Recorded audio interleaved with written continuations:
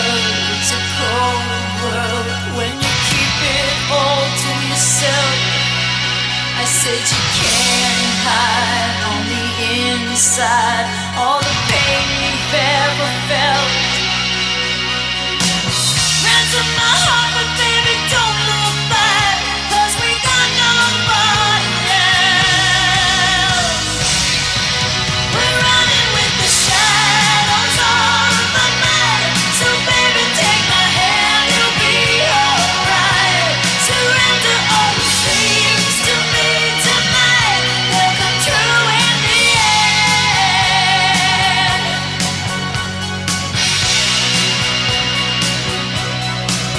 You know sometimes it feels like it's all moving way too fast. Use every alibi and word to deny that love ain't meant to last. You can cry tough, baby, it's alright. You can let me down easy, but not tonight.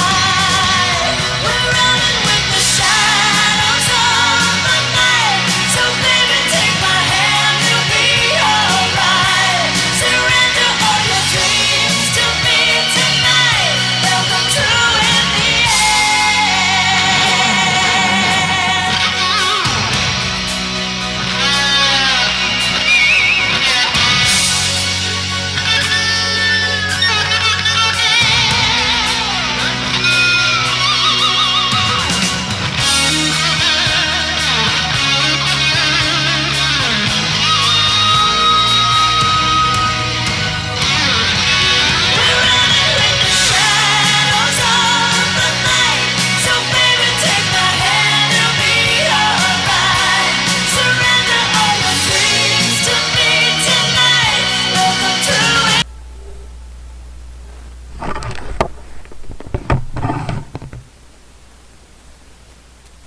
good afternoon, everybody. Phoenix Girl here. This is gonna be kind of a short episode because, I gotta go somewhere about an hour, so I'm gonna keep it brief. Let me see. Alright, just give me a minute.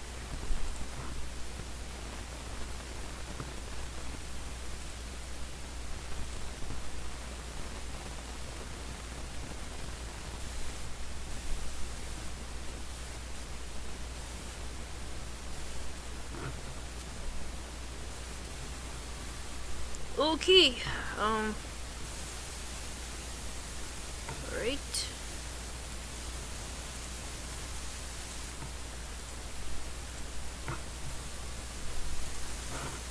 Okay.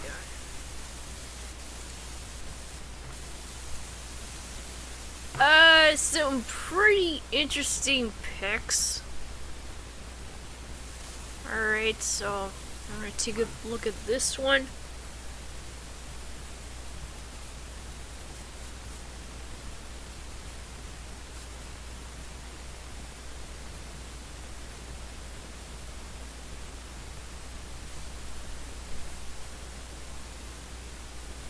So,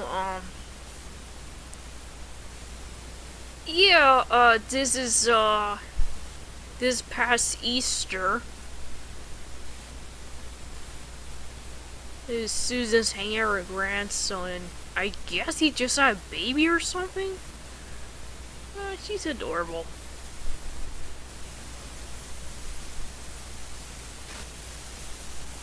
Oh my god, her face looks so pink. So pink. My god, like bright pink red. Shit.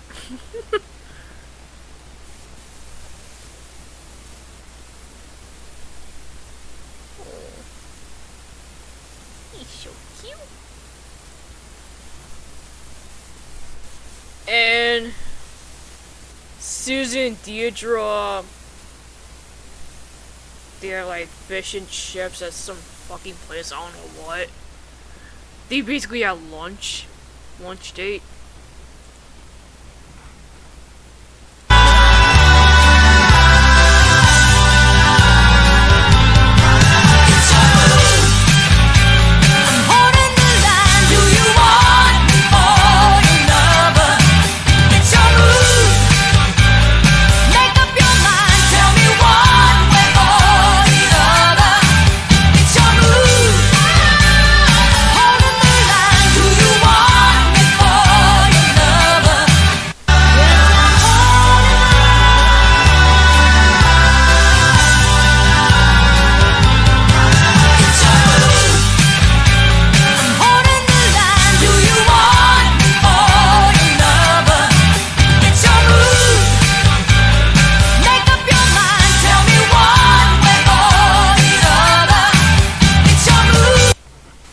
So the ladies like hanging out in the car, they're listening to a song that I guess one of their co-stars made, Patty Wheeler. If I recall correctly, I think she played David Banning's ex-wife, Trish. He's the mother of his older son, Scotty.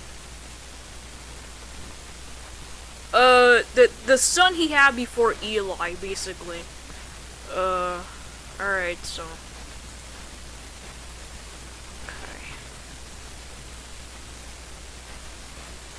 Okay. Sorry, my neck's hurting quite a bit, so.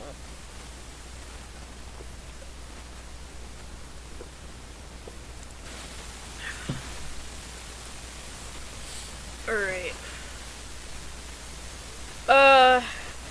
Depending on how this goes, I'm probably gonna do like maybe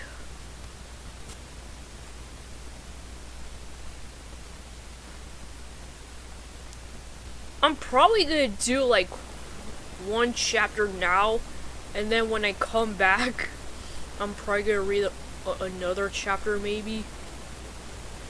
And then maybe in the next episode, I'll do like the last chapter. It's probably for the best.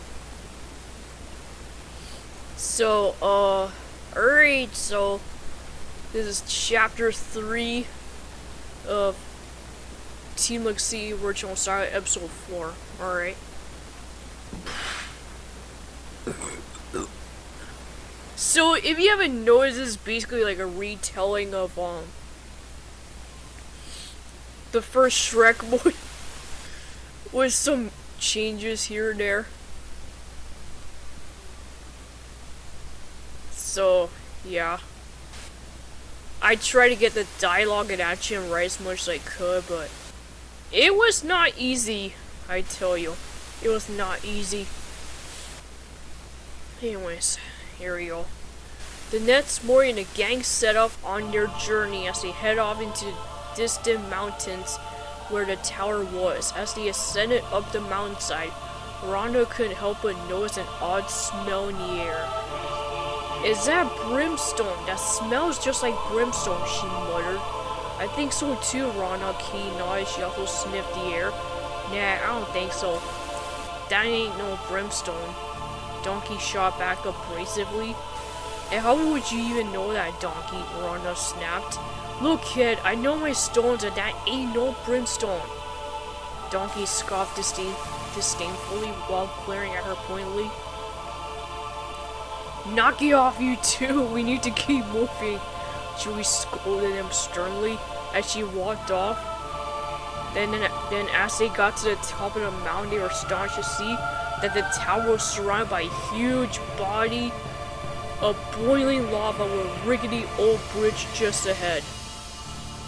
The skies were also ominously dark and gray, with vultures hovering around the tower. Rhonda felt the color drain out her face as she nearly fainted at the sight. Sure, it's big enough, but look at the location, Shrek laughed with a big grin. Are we in hell? Cause it definitely feels like we're in hell, Rhonda stammered fearfully. All that's missing now is Lucifer making us with a pitchfork, Jasmine retorted sardonically. Come on, children, we better hurry, Chewie said, as she led everyone over to the bridge. Shrek, remember when you said that ogres have layers? I have a bit of confession to make. Donkey interjected as he also trailed after Shrek with a tripping, consternated expression on his face. He didn't stop for a moment to see a skeleton lying just a few feet away from him, and he let out a terrified yelp before dashing off. However, Jasmine walked over to the skeleton and examined it curiously for a moment. Bad luck there, fellow, she said before she walked off. You see, I'm afraid that donkeys don't have layers. We actually wear them on our sleeves. Donkey continued to ramble on nervously with a frown. Wait a second, donkeys don't have sleeves, Shrek protested. Oh, you know what I mean, Donkey insisted with his ears folded against his head. Oh, you can't tell me that you're afraid of heights, Shrek scoffed with an eye roll. No, just being a little uncomfortable about being on a rickety old bridge on a boiling lake of lava. Donkey grimaced as he glanced down fearfully at the lava.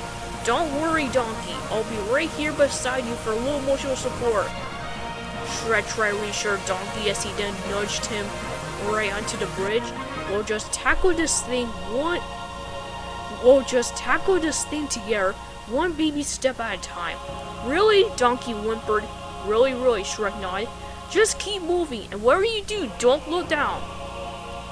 Okay, I'm not looking down. Donkey murmured to himself as he tried to keep his focus on the road ahead of him.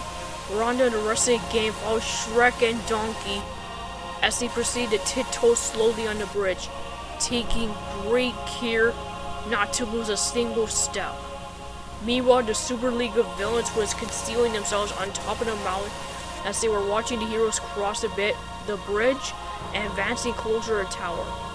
We must be getting close, however we cannot let those fools be one step ahead of us, Jafar growled. I know one way to help us even the score.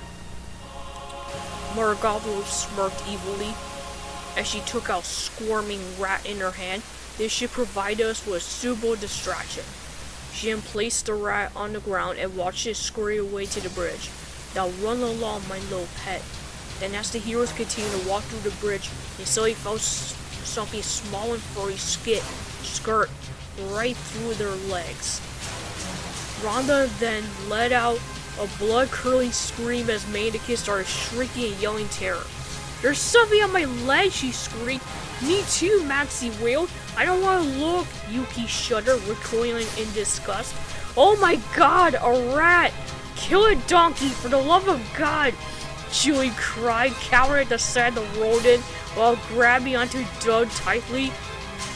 Donkey then tried to stomp on the rat as the rat darted and evaded his hooves swiftly. Then as he attempted to crush the rodent once more, one of the small boards gave way and collapsed as it soon tumbled into lava below. Shrek! I'm looking down! Ah! He yelled as he raced over to Shrek and turned around to face him with a panicked face. Please let me off here right now, he begged.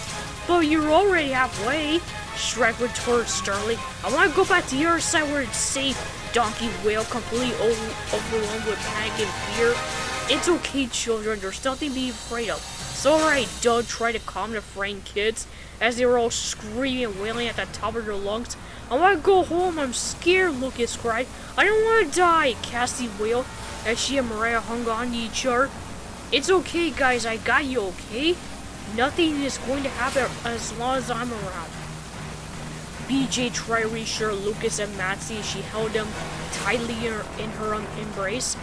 Get it together, you guys. The faster we get off this bridge, the better off we will be, Shirley barked sternly. The longer we stay here, the more likely that this bridge is going to collapse on us.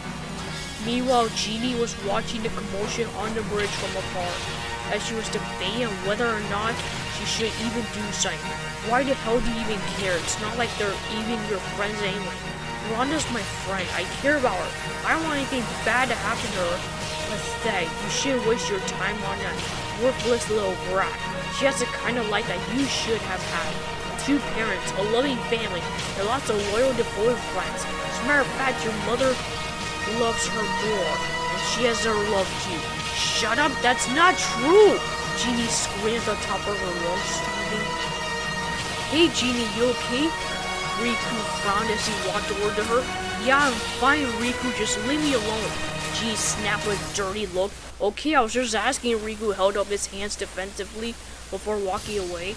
Genie then sank to the ground. She clutched her head tightly while squeezing her eyes shut and breathing heavily. I'm not crazy. I'm not crazy. I'm not crazy. I'm not crazy. Arr! I don't have time for this! Shrek groaned exasperatedly as he then grabbed both sides of the bridge and started to swing it wildly. No! No! Shrek! No! No! Don't do that! Donkey pleaded as the bridge continued to swing and sway wildly, prompting the kids to start screaming loudly again. Oh, this? Shrek smirked derisively as he swung the bridge hard to the right once more with his weight. Yes, that! Donkey yelled back. Yes? Okay then. Shrek's smirk widened as an idea came to him, and then he started to swing the bridge roughly once more. No, Shrek, no! I don't want to die! I don't want to die! Donkey wailed as he started to walk through the bridge backwards with his eyes closed.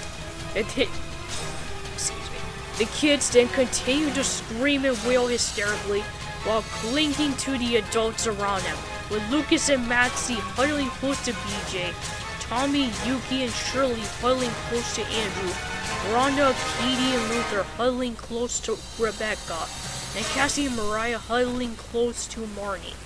Esther was also embracing Jasmine tenderly as they moved slowly through the bridge while struggling to maintain their balance. Don't be scared, honey. I'm with you, okay? She cooed softly. Well, I'm not scared, Mother. Jasmine replied while gazing up at her more earnestly. Esther just smiled and pressed her head against hers, nuzzling her. I know that you're trying to put on a brave face for me, darling. It's okay to be scared. Father always says that we should be brave in the face of danger and not run from it, Jasmine replied in a quiet voice. Esther nodded understandingly. She stroked her hair gingerly, still trailing her. Finally, the heroes made it to the end of the bridge as Donkey opened his eyes and realized that he was on the other side, safe and sound. I'm okay, he breathed a sigh of relief as Shrek walked right by him and patted him on the head. That'll do, little donkey. That'll do, he murmured softly.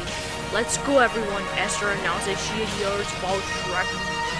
The moment that the gang entered the tower, however, they were shocked at how truly decrepit and run down it was. Yuki then examined her surroundings closely as she noticed that there were several piles of rubble lying around, and the entire place appeared to be deserted and empty. Wow, it feels like no one has been in here for hundreds of years, she said. Are we absolutely sure that the princess is even here? Shirley frowned. How are we even gonna find her in this place? Maxie frowned. Look, over there! Cassie beamed as she pointed at an extremely tall tower that appeared to have a light on. Huh, I guess now we know where the princess is. Shrek shrugged as he glanced over at the tower, wearing a full-scale knight armor.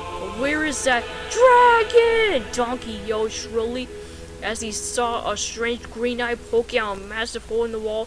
He then dashed away in a panic just as a huge burst of flames whizzed right behind him, and moments later a large ferocious dragon crashed through another wall as it let out a vicious roar. Run! Agent Hawthorne yelled as the heroes ran for their lives. The dragon then let out another loud thundering roar as it spewed another burst of flames. Donkey, look out! Shrek yelled as he pushed Donkey out of the way and soon received the brunt of the flames, just as the heroes barely managed to duck for cover behind the walls. What are we gonna do now? BG whimpered fearfully. We're gonna have to find the stairs somehow and get away from that dragon, Mitchell replied, as he then drew out his gun and started to walk away. Hey, where the hell do you think you're going, mister? Are you out of your damn mind? There's a ferocious dragon out there that'll eat us all if given a chance. Agent Forsyth yelled shrilly with a bewildered expression as he watched Mitchell cock his Desert Eagle and examined it intently. "I'll take my chances," Mitchell replied stoically, not even looking at him. "Agent Forsyth, get everyone else to safety." "Hold on, man, let me come with you," Andrew proposed as he quickly rushed over to him. Mitchell just stared at him quizzically for a moment as he considered his proposal. Finally, he nodded and beckoned for Andrew to follow him. "Try to keep up, yeah?" Mitchell and Andrew then walked over to Dread as the two men stared it down. "Hey, you! You ugly, filthy beast!" Mitchell yelled boldly. The Dread turned around to face him with a nasty snarl, his eyes shimmering with rage. "Go ahead and face me," Mitchell declared as he pushed a button on his watch and activated full-scale black body armor, complete with retractable shields on both his wrists and a translucent silver visor on his face. He then gets into a fighting position as he spread out his arms with shields fully retracted. "Fight me!" The dragon lets out a vicious roar as it releases a massive blast of flames at him, prompting Mitchell to deflect the flames with his shields. Then as the dragon kept on shooting out more flames at him, Mitchell kept on dodging and evading him with somersaults and rolls while deflecting and blocking some of them with his shields. Andrew then yelled out in surprise as he narrowly avoided being hit by the flames. Mitchell then smirked as he took out a Pokeball, tossing it into the air. "Hitmonlee, go!" he cried as a red flash of light emerged from the Pokeball and a figure appeared, revealing Hitmonlee. "Hitmonlee!" Hitmonlee growled, holding a fighting stance. "Hitmonlee, use Blaze Kick!" Mitchell exclaimed. "Hitmonlee!" Hitmonlee cried as he leaped into the air while aiming his blazing right leg at the dragon. He hit straight in the face. "Hitmonlee, use High Jump Kick!" Mitchell yelled. "Hitmonlee!" Hitmonlee growled as he then jumped in the air and lunged right at the dragon, delivering a powerful flying kick to the face. The dragon let out a high-pitched whine as it stepped back and shook its head, dazed by the hit. "Come on, let's go," Agent Forsyth urged as he quickly led the gang out of their hiding place and headed straight for the nearby stairs. Just then the dragon quickly sensed that someone was standing behind it and whipped around to see Shrek grabbing onto its tail. "Gotcha," Shrek cackled. With the dragon now focusing its full attention on Shrek, Mitchell and Andrew seized their chance to get away. "Come on, let's go," Mitchell urged as he and Andrew raced up the stairs. However, Shrek was no match for the dragon's brute strength as the dragon managed to spin Shrek wildly into the air with its tail before catapulting him straight into the direction of the tower. Shrek screamed at the top of his lungs that he flew straight in the tower and crashed into it, landing in the same room where Prince Fiona was placed sleeping. Meanwhile, the dragon was still attacking the tower as Donkey raced onto the bridge in a desperate attempt to escape. However, he was soon completely trapped as the dragon decimated the bridge by smashing it into bits with its tail, and he was left to stand on a lone pillar. He then cowered and yelped in fear as the dragon loomed over him with a menacing and threatening snarl.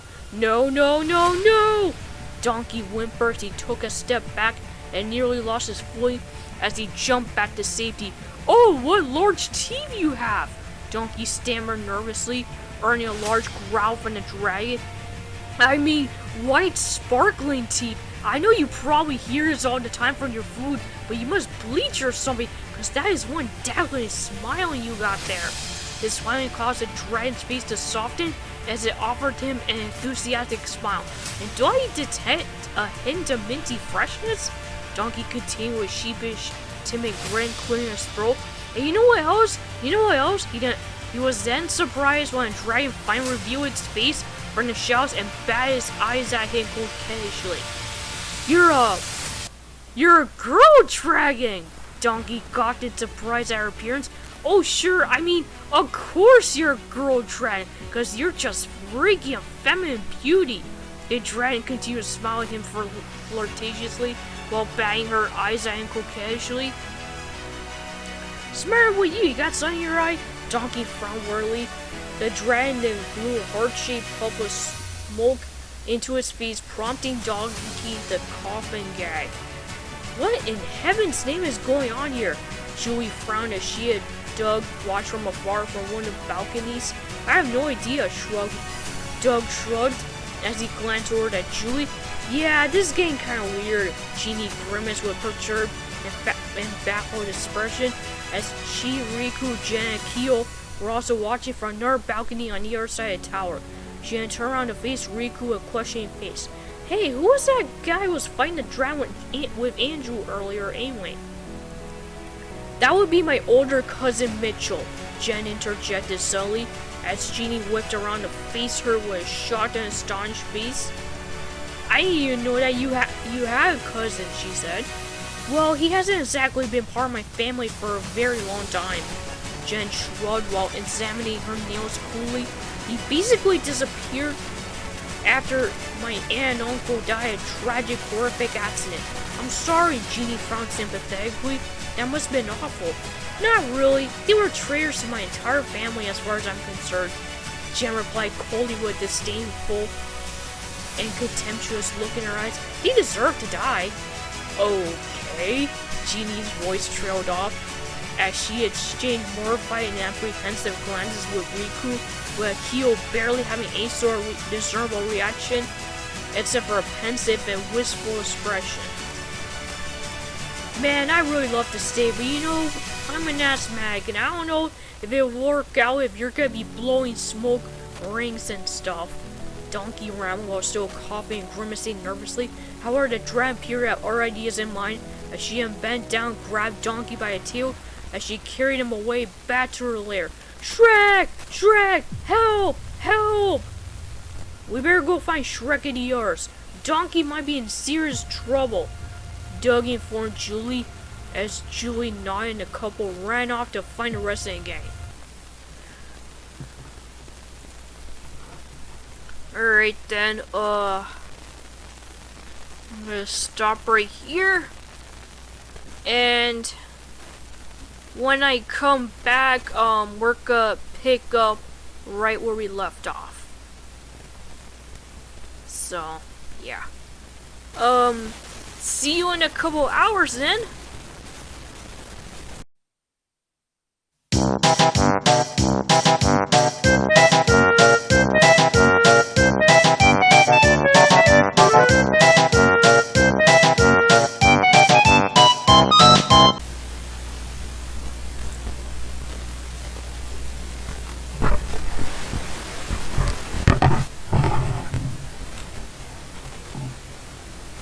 Hey guys, I'm back.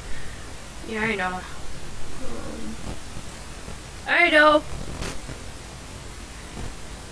I know it took a while. I was gone for a while, but yeah, I'm back now. So, let's get this ball rolling. Alright, so where did we leave off? Okay.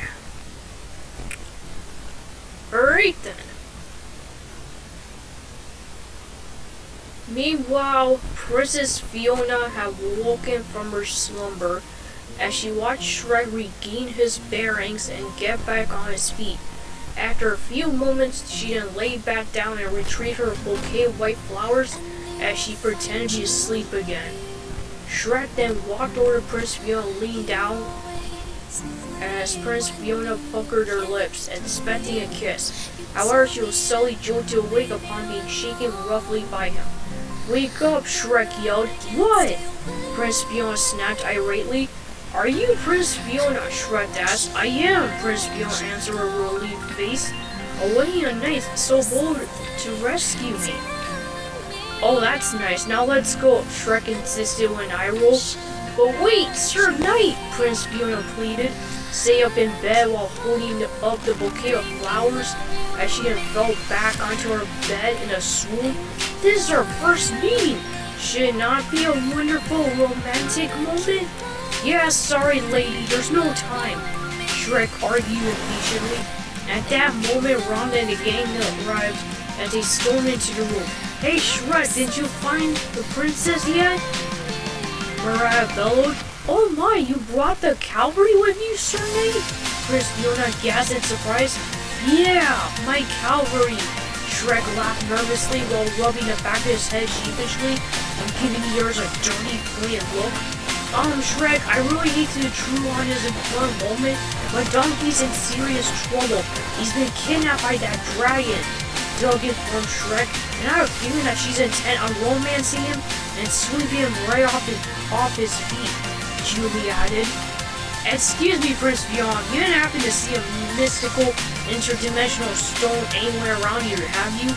He inquired curiously. No, not that I know of, Prince Fiona frowned.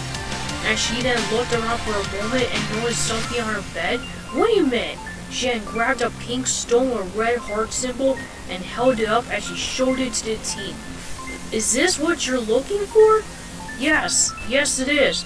Esther nodded. She walked over to Prince Fiona and retrieved the stone from her. What stone is that, Director? Matsy asked. This is a love stone, Esther Shervani answered. She examined the stone closely. It not only has the ability to show a person who their real true love is, but it is also said to bring a person back from the dead. Has that ever happened before? Tommy asked. Well, I've heard stories, but I never actually witnessed it myself. Esther shrugged. Shrek then marched over to Prince Fiona and grabbed her hand as he began to haul her out of the room. Hey, wait! Where are you going? Prince Fiona demanded. You know that you should sweep me off my feet out yonder window and down roll onto your valiant steed. You've had a lot of time to plan this, have you? Shrek marveled in amazement. Prince Fiona nodded. Shrek then charged out of the room while still tugging Prince Fiona along by the hand as they raced down the stairs. Where are you taking me? Prince Fiona demanded angrily. You know there's a protocol that knights need to follow. Yeah, well it didn't exactly work out for them, did it? Jasmine retorted snidely as she glanced over at an incinerated skeleton of a knight. That's not the point, Prince Fiona scoffed with an exasperated sigh. Eventually Shrek and the others came to a stop as Shrek started walking the opposite direction.